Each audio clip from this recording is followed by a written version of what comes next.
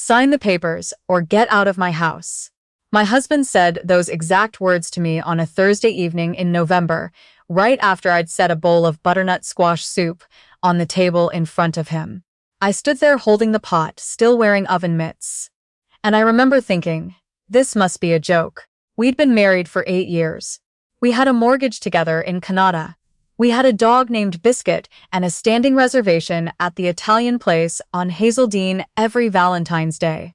I genuinely thought he was about to laugh. He didn't laugh. He pushed the soup bowl aside and slid a manila envelope across the table toward me.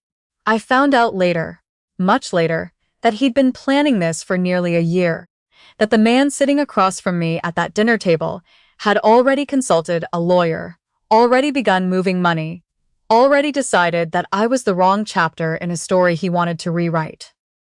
But I didn't know any of that yet. All I knew in that moment was that my hands were shaking inside those ridiculous oven mitts, and that the soup was getting cold, and that nothing about that night made any sense at all. Let me go back to the beginning. Because this story doesn't start with a manila envelope. It starts with a woman who trusted too completely, ignored too much, and learned, the very hard way, exactly what that costs. His name was Brendan. We met in our late 20s at a work conference in Toronto. He was presenting on project management for mid-sized construction firms. I was there representing the architecture firm I worked for. He had good posture and a confident laugh, and he asked me where I got my coffee from at the break table because he thought it looked better than the conference coffee. Which, honestly, it was. I'd brought my own from a place on Queen Street. We talked for 3 hours that evening after the sessions ended. By the time I drove back to Ottawa 2 days later, I already knew I wanted to see him again. He relocated to Ottawa 6 months later. We dated for 2 years. We got married in a small ceremony at a vineyard near Niagara-on-the-Lake, just immediate family and close friends, maybe 40 people total. It was September. The leaves had just started turning. I remember my mother squeezing my hand when I walked past her toward the aisle and whispering, "He's a good one." I believed her. For the first 4 years, I really think we were happy. Not movie happy, not performing happy, but genuinely, quietly content. We both worked hard. We bought the house in Canada. We argued about small things like everyone does. Whose turn it was to deal with the property tax assessment. Whether we could afford the bathroom renovation. What to do about the ice damming problem on the roof every February. Normal things. Boring things, even. I loved the boring things. Then year 5 happened, and I don't know exactly what shifted, but something did. He started working longer hours. That wasn't unusual in itself. Construction project management runs on deadlines that don't care about your personal life. But it became every night. Then weekends. Then he started going in early too, and the commute stories started sounding slightly different each time.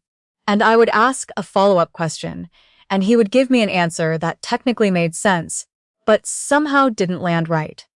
I noticed his phone changed. He'd always been the kind of person who left his phone face up on the coffee table. One day I realized it was always face down, always on silent. He started taking calls in the garage. When I asked who it was, he said it was his site supervisor, or a subcontractor, or his regional manager. Always work. Always plausible. I mentioned it to my sister once, on the phone late one night after Brendan had come home past 11. Smelling like he'd been somewhere with background music. She said, "You know how these phases go. He's probably stressed about the Barrhaven project. Remember how bad he was during the Gloucester bid?" She wasn't wrong that he'd been stressed before. I let it go. I told myself what you tell yourself. That I was overthinking. That we'd been together almost a decade and I knew him. That the alternative was too much to sit with. Then came that November Thursday. I'd taken the day off work. I had a dentist appointment in the morning, and I'd decided to work from home in the afternoon and cook an actual dinner for once instead of ordering in. I made that butternut squash soup from scratch, roasted the squash myself, made a proper stock, and I was genuinely in a good mood when he walked in the door. I remember thinking that maybe we needed more evenings like this. Just the two of us, real food, no screens. He walked in, hung up his coat, and sat down at the kitchen table without saying hello. Not in an angry way, in a distant way. Like he was sitting in a waiting room. He said, "We need to talk." I brought the soup to the table and said, "Okay, what's going on?" He said, "I want a divorce." I set the pot down too hard. The bang was loud enough that Biscuit came running in from the hallway. "What? I've been unhappy for a long time." His voice was completely flat, like he was reading from a cue card he'd rehearsed. "Brendan, what are you talking about?" I sat down across from him. "Where is this coming from?" I should have said something sooner. "I know that." "Okay, but can you say something now? Can you explain to me what is happening right now?" He slid the envelope across the table. "I didn't touch it. There are separation papers in there," he said. "I've had a lawyer look at everything. I think it's a fair division." "Fair?" I looked at the envelope. "You went to a lawyer?" "Yes." "When?" He didn't answer that. "Brendan, when did you go to a lawyer?" He rubbed the back of his neck. "A few months ago." Something cold moved through me. I didn't pick up the envelope. I just sat there looking at him, trying to find the person I'd married somewhere in his face. He wasn't looking back at me. "Is there someone else?" I asked, a pause. Half a second too long. "That's not what this is about." "That's not an answer." "This is about us," he said. "It's about the fact that I haven't been happy, and I should have told you that instead of letting it go on." "How long?" I said. He shook his head, like the question wasn't worth answering. I stood up. I took the envelope. I walked down the hall, got my coat, my purse, my phone charger from the kitchen counter, and I left. I didn't say anything else. I didn't know what to say. I drove to my sister's house in Barhaven, and I sat in her kitchen until 2 in the morning, while she kept refilling my tea and not saying anything unhelpful, which is one of the best things she has ever done for me. I stayed with her for 3 nights. I barely slept. I went through the separation papers he'd had prepared, and even through the fog of shock, I could see that fair was not quite the word I would have chosen. The division of the house equity, the handling of our joint savings account, the RRSP. There were things in there that required a much closer look. Things that looked fine until you understood the numbers behind them. On the 4th morning, I drove back to the house to get more of my things. I had my key. It was a Monday just before noon. I assumed he'd be at work. His truck was gone. I parked and let myself in. The house was quiet. Biscuit came running to the door immediately, tail going, and I crouched down and held onto him for longer than I should have. I missed my dog. I missed my house. I missed the version of my life I'd had 3 weeks ago that apparently wasn't real. I went upstairs to the bedroom to get my good winter coat and some clothes I'd forgotten, and then, while I was in the closet, I heard the front door open. I went still. Voices, 2 of them. His voice. And a woman's laugh. My first thought was that I'd misheard. My second thought, about 1 second later, was that I absolutely had not. I came out of the closet and stood at the top of the stairs. I could hear them in the kitchen below. A cabinet opening, glasses, water running. Easy and familiar, like she'd been here before. Like she knew where things were. I walked downstairs.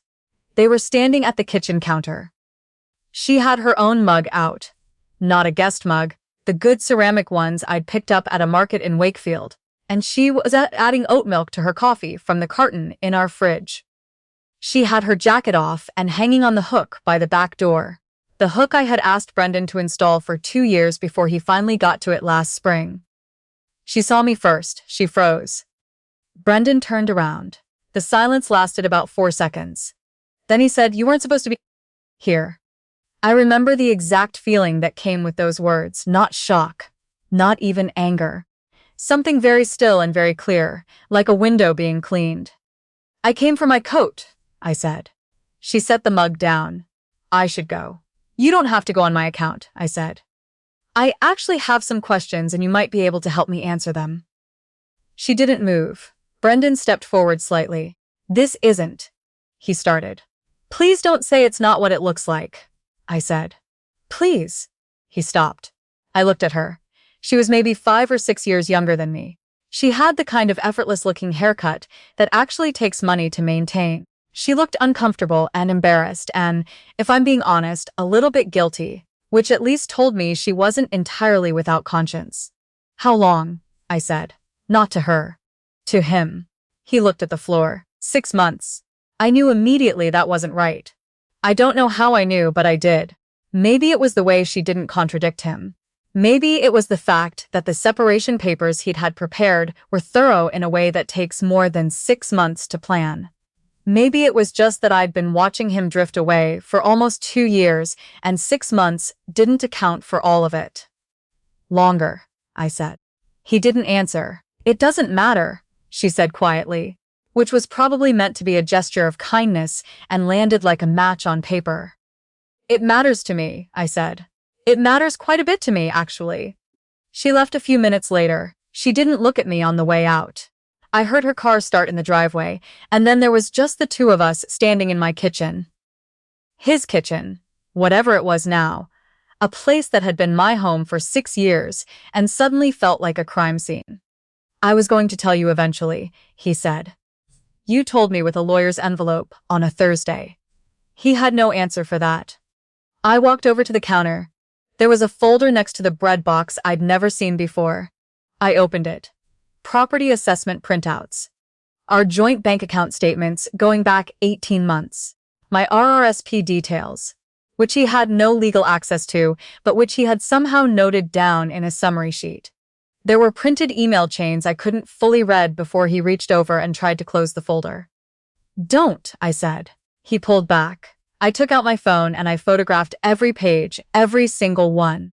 He stood there watching me and didn't say a word. By the time I finished, whatever confidence he'd walked in with had completely drained out of him. He looked pale. He looked like someone who had just realized his plans had a gap in it he hadn't accounted for. Those are private, he said finally. Half of this house is mine, I said. Half of what's in that joint account is mine. I'd say I have a pretty reasonable interest in understanding what you've been planning. I took my coat from the front closet. I gave Biscuit one more long hug. I walked out. The first call I made was to my cousin, who practices family law in downtown Ottawa. She picked up on the second ring, and when I told her what had happened, she said, "Don't sign anything. Don't move money. Don't agree to anything in writing or out loud. Get here tomorrow morning." The second call I made was to a financial advisor I'd seen once before. A woman I'd met through my firm who specialized in divorce asset protection. She was direct and practical, and within 48 hours, she had helped me understand exactly what those summary sheets in Brendan's folder meant and what he had likely been attempting to do with them. The third call I made was to my sister, who said exactly one sentence. "Good, now we fight." What followed over the next several months was not what I had expected. I had expected it to feel like loss the whole way through. And it did feel that way some of the time. Late nights when I missed the house, missed the dog, missed the ordinary calendar of my old life. There were hard weeks. There was a stretch in February where the cold in Ottawa felt personal, like the weather itself had it out for me. And I ate too much takeout pho and watched too many documentaries and cried more than I'd like to admit. But there were also things I hadn't expected. My cousin was meticulous. She went through every document, every asset, every financial record from the past 3 years. What she found was a pattern. Not illegal, but deliberate. Brendan had been reclassifying joint spending in ways that made our shared finances look smaller than they were. He'd been slow-walking certain paperwork in ways that would have benefited him significantly if I'd signed quickly out of shock and grief. I hadn't signed quickly, and that changed everything. The negotiation took 5 months. There were sessions I walked out of. There was one afternoon where I sat in my cousin's office after a particularly bad meeting and cried in a way that I hadn't cried since I was a child. Just completely undone, no dignity to it at all. She handed me a box of Kleenex and a glass of water and waited. And when I finished, she said, "Are we done? Or do we keep going?" And I said we keep going. By the time it was resolved, I had the equity settlement I was entitled to. I had a fair division of our joint savings. I had kept my own RRSP entirely intact. I had not given away a single thing I wasn't required to give. Brendan got the house. He also got the carrying costs, the maintenance, the property tax, and a roof that was going to need to be reshingled within the next 18 months. I knew this because I'd been the one dealing with the contractor estimates. I did not mention this during negotiations. There were other things I hadn't expected. Mutual friends started calling once word got out.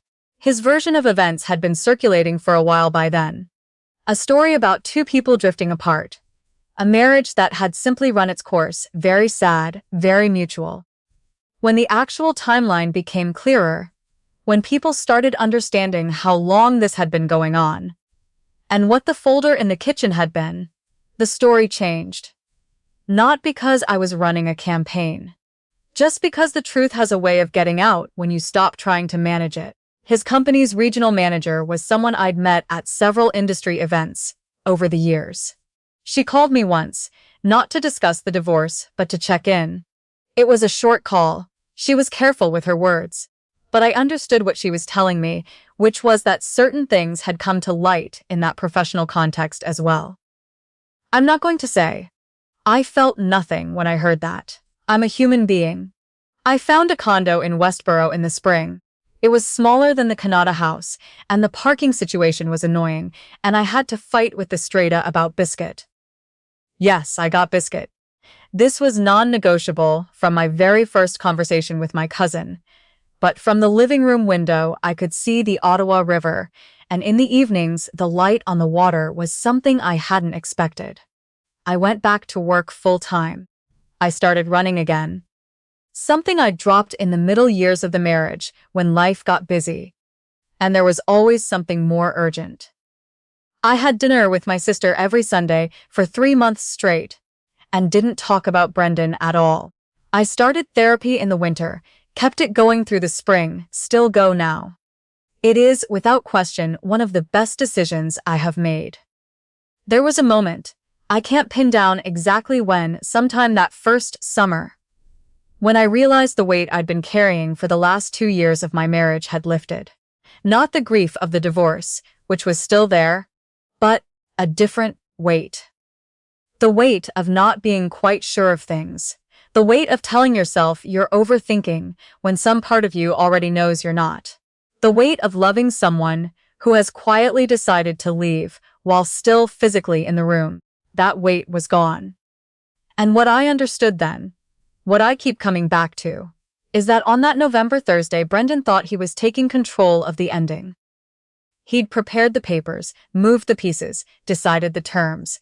He was going to close the chapter neatly, on his schedule, in his favor. But he made one mistake. He didn't know that the woman he'd planned around wasn't the same woman who walked back into that house and photographed those documents. He'd been watching me ignore things for 2 years, and he assumed I'd keep doing it.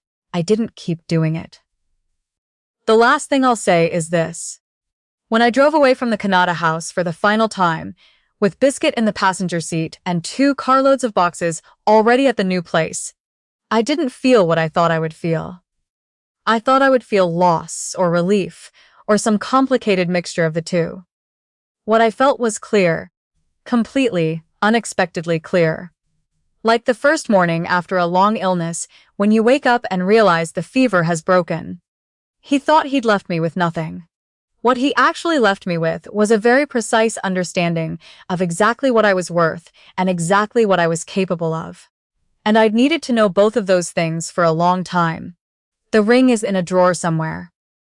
I haven't decided what to do with it yet. Probably sell it. There's a jeweler on Bank Street I've had my eye on. When the time feels right, I'll go.